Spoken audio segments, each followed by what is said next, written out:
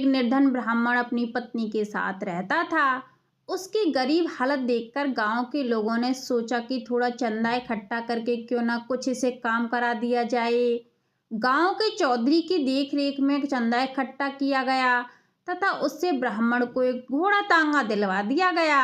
ब्राह्मण उससे सवारी ढोता और इस प्रकार अपना गुजारा चलाने लगा। एक दिन सुबह जब ब्राह्मण शहर से गांव की तरफ लौट रहा था तो उसे दो सवारियां मिली। उनमें से एक सरकारी विभाग में आमीन व दूसरा उसका चपरासी था। उन्होंने ब्राह्मण से पूछा, क्या तुम्हारा तांगा खाली है? अगर खाली है तो गांव में जाना है, वहां का क्या लोगे?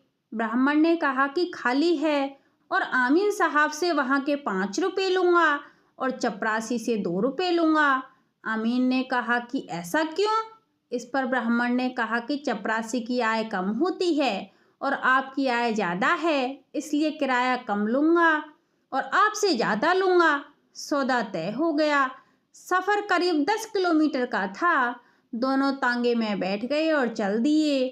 चपरासी काफ़ी बुजुर्ग था। ब्राह्मण ने चपरासी से कहा कि चपरासी साहब, आप काफ़ी बुजुर्ग लगते हैं, कृपया अपने अनुभव के आधार पर कोई ऐसा किस्सा सुनाइए ना जो जीवन में काम आए। चपरासी ने कहा कि एक अनुभव का 1 रुपया लूँगा। ब्राह्मण ने कहा कि ठीक है, सुनाओ। फिर ब्राह्मण ने सोचा कि सफ़र कटेगा और 1 रुपया कम मिलेगा तो कोई बात नहीं, 3 रुपये तो आमीन साहब से फालतू ले ही रहा हूँ। फिर चपरासी ने कहा कि सुनो, अपने मन की या ऐसी कोई बात जिसे आप छुपा कर रखना चाहते हैं उसे कभी भी अपनी पत्नी को मत बताना। ब्राह्मण ने कहा, आगे? चपरासी ने कहा, बात खत्म हो गई और सुननी है तो उसका 1 रुपया लगेगा।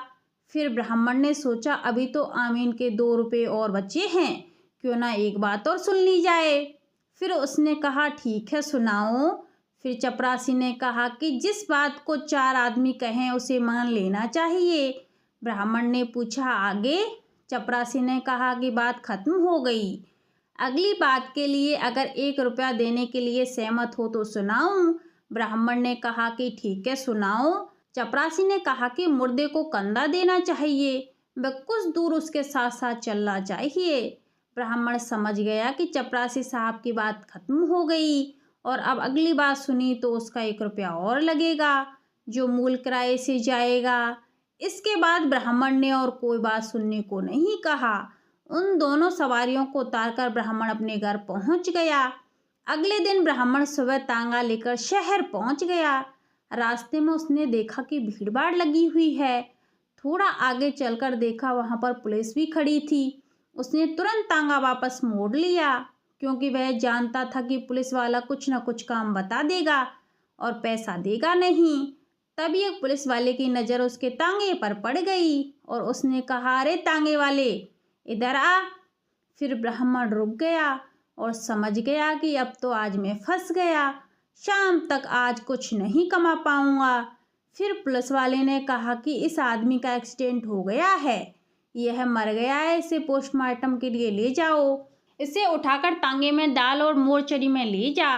ब्राह्मण ने कई बहाने बनाए और कहा कि आज मुझे बहुत काम है, लेकिन पुलिस वाले ने उसे डांट फटकार कर कहा कि पहले यह काम होगा। वहां पर भीड़ भाड़ में खड़े कुछ लोग ब्राह्मण से कहने लगे कि ले जाओ भाई, ले जाओ। ब्राह्मण को डर था कि पुलिस का मामला है, कहीं उल्टा सीधा कहीं फंस गया तो।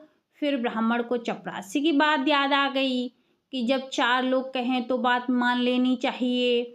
उसने सोचा कि आज फंस ही गए हैं तो क्यों ना चपरासी की बात ही आज मान ली जाए। फिर ब्राह्मण ने मन को समझाया और मृतक को उठाकर तांगे में डाला और चल दिया। अस्पताल पहुंचकर जब ब्राह्मण ने उसे नीचे उतारने के लिए उसे उठाया तो मृतक के शरीर से उसके शरीर में कुछ चुभा। ब्राह्मण ने टटोल कर देखा तो मृतक की अंटी में एक थैली थी, उसमें सोने के सिक्के तथा मोहरें थीं। ब्राह्मण ने उन्हें निकाल लिया और वह अपने घर ले आया। कुछ दिन तक ब्राह्मण चुपचाप रहा और अपना तांगा चलाता रहा। वह अपना समय गुजारता रहा क्योंकि वह जानता था कि इस धन का अगर मैंने इस्तेमाल कर लिया तो लोग मुझसे चिढ़ने लगेंगे और फिर पीछे पड़ जाएंगे कि यह धन कहाँ से आया। फिर पंडित ने यह बात अपनी पत्नी को भी नहीं बताई क्योंकि उसे चपरासी की बात याद थी कि जो बात छुपानी है वह पत्नी को नहीं बतानी। फिर कुछ ही दिन बाद ब्राह्मण ने अपनी झोपड़ी की जगह एक पक्का मकान बना लिया और आराम से रहने लगा। उसके पड़ोस में रह रहे चौधरी को यह देखकर बड़ी जलन होने लगी कि इस पंडित का घर मेरे घर से इतना अच्छा बन गया, इतनी प्रगति। उसने सोचा कि ये ब्राह्मण करता क्या है, जरूर कुछ ना कुछ गड़बड़ करता है ये। फिर वह चौधरी सोचने लगा कि पहले तो पता लगाना चाहिए कि ये मामला क्या है। फिर वह चौधरी कई दिनों तक ब्राह्मण के पीछे छिप छिप कर जाता रहा।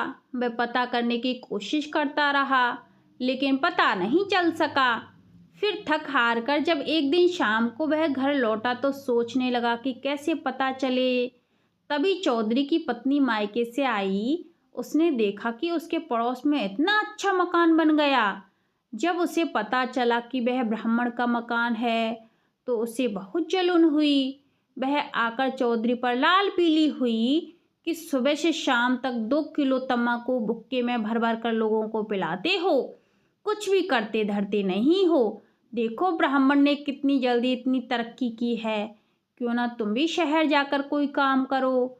चौधरी ने अपनी पत्नी से कहा कि वह खुद परेशान है। कई दिन तक कोशिश की लेकिन पता नहीं चला ये ब्राह्मण आखिरकार करता क्या है। उसकी पत्नी ने कहा ठीक है, यह पता मैं करके बताऊंगी। फिर अगले ही दिन जो ही ब्राह्मण तांगा लेकर घर से निकला, चौधरी की पत्नी तुरंत ब्राह्मण के पत्नी के घर पहुंच गई और ब्राह्मण की पत्नी की झूठी तारीफ करने लगी और उसे रिझाने लगी। कहने लगी, बहन तुम्हारे कुंडल बड़े ही अच्छे हैं, तुम्हारे गले में यह हार कितना सुंदर लग रहा है, तुम्हारी साड़ी भी बहुत प्यारी है। इतनी तारीफ सुनकर ब्राह्मण की पत्नी फूली नहीं समाई। बस फिर क्या था। फिर ब्राह्मण की पत्नी ने चौधरी की पत्नी को बिठाया और कहा, बैठो बहन, तुम तो दिखाई ही नहीं देती हो, यह तो तुम्हारा ही घर है, आती रहा करो। अच्छा बताओ क्या खाओगी। फिर ब्राह्मण की पत्नी कुछ अंदर से खाने के लिए लेके आई और दोनों खाने लगी और बातें करने लगी। तब चौधरी की पत्नी ने धीरे से कहा, अगर तुम बुरा ना मानो तो बहन एक बात कहूँ। ब्राह्मण की पत्नी ने कहा, कहो, अपनों का भी कोई बुरा मानता है। बस फिर क्या था, चौधरी की पत्नी ने शुरू कर दिया खेल। उसने कहा, देखो तुम्हारे पास सारे सुख हैं, सिर्फ एक चीज को छोड़कर। फिर ब्राह्मण की पत्नी ने पूछा, क्या बहन।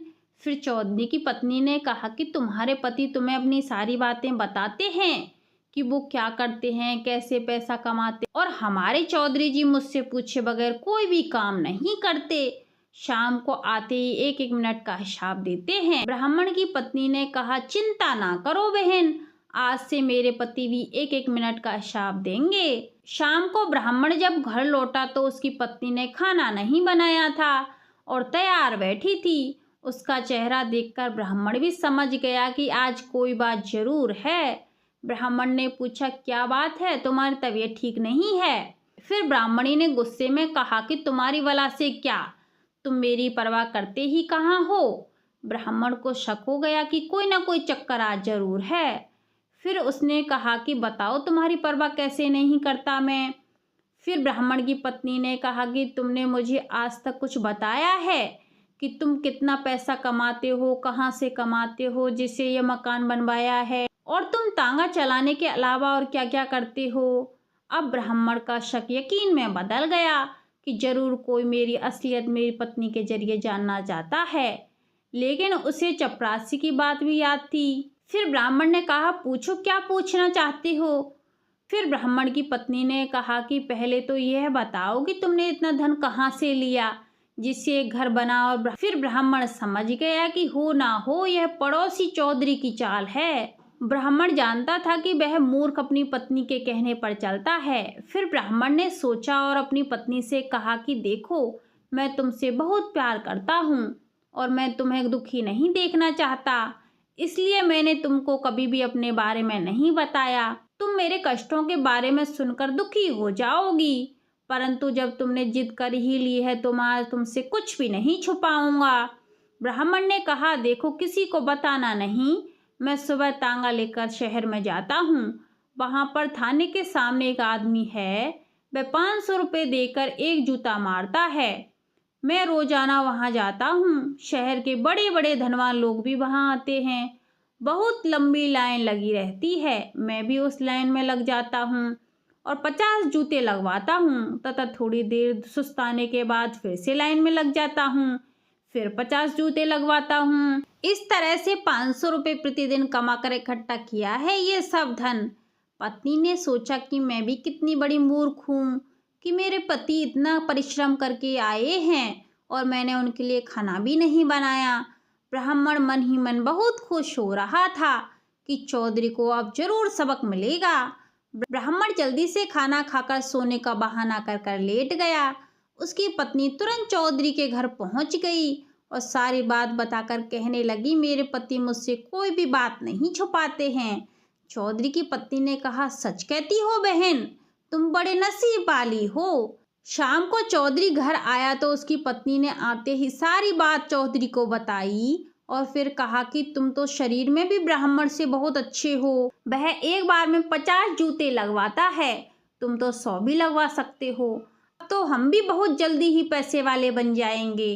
दोनों इसी तरह की बातें करते करते सो गए।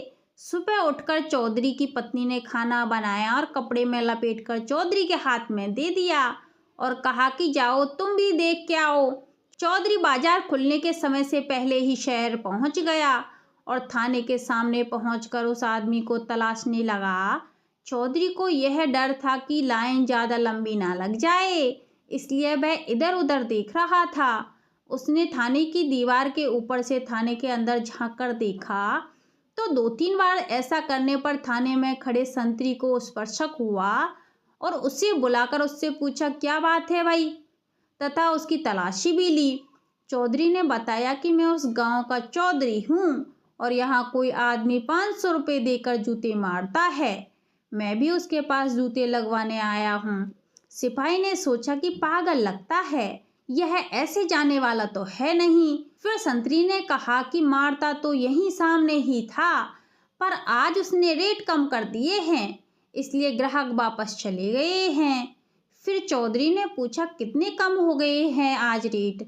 फिर सिपाही ने कहा कि आज वह 1 रुपये देकर 5 जूते मारने का रेट दे रहा है, ग्राहक कुछ कम थे इसलिए मुझे कह गया है। चौधरी ने सोचा, गांव से आने में 2 रुपये तो किराए ही लग गया, कम से कम इतने जूते तो लगवा ही लेता हूँ कि किराया वसूल हो जाए। फिर चौधरी ने कहा, ठीक है तो आप 2 रुपये के जूते मार दो। फिर सिपाही ने अपना बड़ा सा बूट निकाला और चौधरी के सिर पर दे मारा। चौधरी को चक्कर आ गए, लेकिन उसे किराया पूरा करना था तो उसने कहा, जल्दी जल्दी मार दो। सिपाही ने एक के बाद एक 10 जूते मार दिए। चौधरी बेहोश होकर गिर पड़ा। सिपाही ने पानी डाला तो वह होश में आ गया और बोला, अब पैसे तो दे दो। सिपाही ने कहा कि वह आदमी कह कर गया है कि पैसे कल आकर ले जाना। फिर चौधरी गिरता पड़ता अपने घर पहुंच गया और अपनी पत्नी को सारी बात बताई। उसकी पत्नी को अक्ल आई। उसने कहा कि चौधरी जी, हम तो अपने घर पर ऐसे ही ठीक हैं, हमें धनवान नहीं बनना। फिर वह ब्राह्मण के घर कभी भी नहीं गई। फिर उधर वह ब्राह्मण और ब्राह्मणी हंसी खुशी रहने लगे। तो आज के लिए बस इतना ही, आगे मिलते हैं कोई नई कहानी के साथ।